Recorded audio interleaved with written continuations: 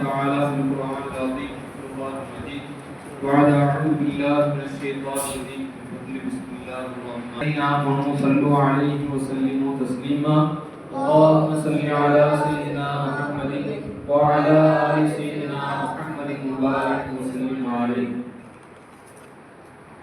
நம்ம எல்லா முஸ்லிம்களாக முஃமின்களாக படைத்து அதிலும் குறிப்பாக பெருமானார் ரசூல் ஸல்லல்லாஹு அலைஹி வஸல்லம் அவர்களுடைய உம்மத்தில் ஒருவராக நம் அனைவரையும் ஆக்கியருள் புரிந்தார். அல்ஹம்துலில்லாஹ் அல்ஹம்துலில்லாஹ். அன்பிற்கினிய அல்லாஹ் நல்லடியார்களே, நமது சர்க்கார் நாயகம் ஃபைசி சர்க்கார் அவர்கள் அவர்களுடைய வாழ்க்கையில் ஒவ்வொரு அசைவும் நமக்கு படிப்பினையாக இருக்கிறது. ஏனென்றால் ஃபைசி நாயகம் அவர்களுடைய வாழ்க்கை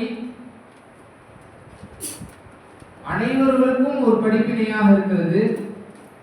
ஃபைசி நாயகம் அவர்கள் தன்னுடைய வாழ்க்கையில் மனிதர்கள் எப்படி வாழ வேண்டும், ஒரு முஃமினுடைய வாழ்க்கை எந்த அளவு இருக்க வேண்டும், அவர்கள் ஒரு முஃமின் யாரிடத்தில் தேவையாக வேண்டும், தன்னுடைய எஜமானிடத்தில் அல்லாஹ்விடத்தில் அவனுடைய நெருக்கத்தை எப்படி அடைவது என்பதை பற்றி வாழ்க்கையாக அவர் நமக்கு வாழ்க்கையில் வாழ்வும் காட்டியிருக்கிறார்கள், சொல்லியும் காட்டியிருக்கிறார்கள் என்று இந்த வகையில் பார்க்கும் பொழுது ஃபைசி நாயகம் அவர்கள்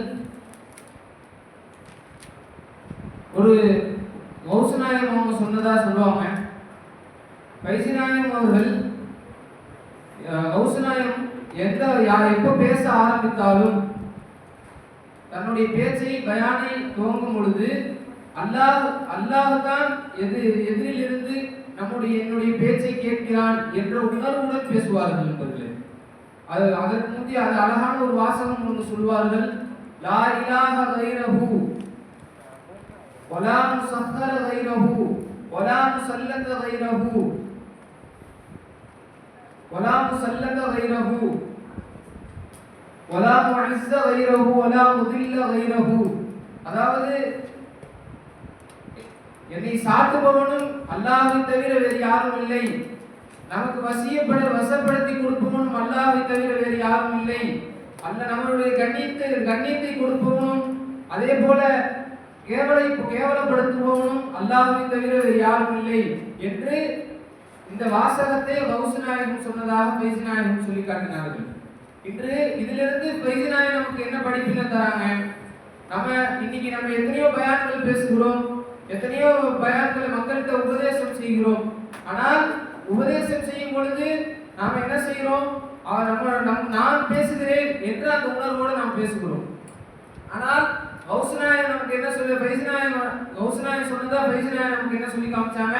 அல்லாஹ் உன்னிலிருந்து அல்லாஹ் பேசுகிறான், நீ அதமாக ஆகிவிடு, அல்லாஹ் உன்னிலிருந்து பேசுகிறான்.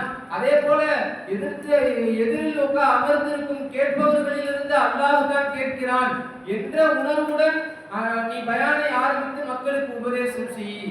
ஏன்னா லா கலாம ஹத்தா தரல்லாஹு அஸ்ஸ வஜல், என்ன அல்லாஹ் தான் கேட்கிறான் என்ற அந்த உணர்வு வராம நீ உபதேசம் செய்யாத என்று ஃபைசி நாயகம் அவங்க சொன்னாங்க. அப்ப நம்முடைய உணர்வு நாம் பேசும் பொழுது அல்லாஹ் தஆலா தான் என்னிலிருந்து பேசுகிறான் என்ற உணர்வுடன் பேச வேண்டும் என்று ஃபைசி நாயகம் அவங்க நமக்கு கற்றுக் கொடுத்தாங்க. அதே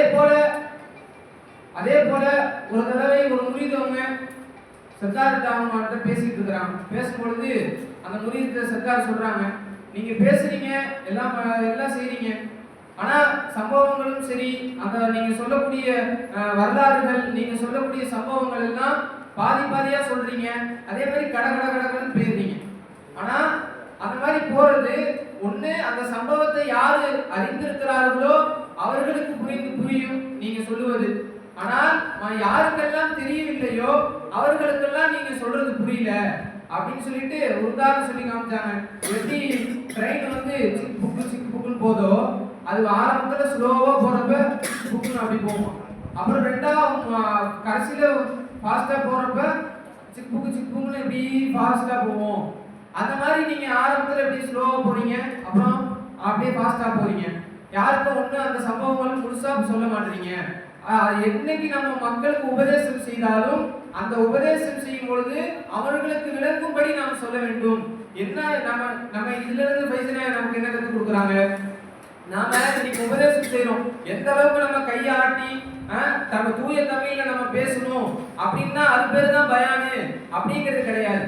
நீ 4 சம்பவம் சொன்னாலும் அந்த 4 சம்பவத்தை மக்களுக்கு விளக்கும்படியான சாதாரண தமிழில் நாம் சொல்லுவதும் என்ன, அதுதான் சிறந்த பயானில் சிறந்த பயானாக இருக்கு அப்படின்னு பைசனாயம் நமக்கு கற்றுத்தரார் நண்பர்களே. ஆக அன்பிற்கு எல்லா வெளியார்களே, பைசனாயம் நமக்கு கற்றுத்தந்ததை போல நாம் வாழும் பாக்கியத்தை அல்லாஹ் நம் அனைவருக்கும் தந்தல் புரிவானாக. வாசுதாவான அல்ஹம்துலில்லாஹ்.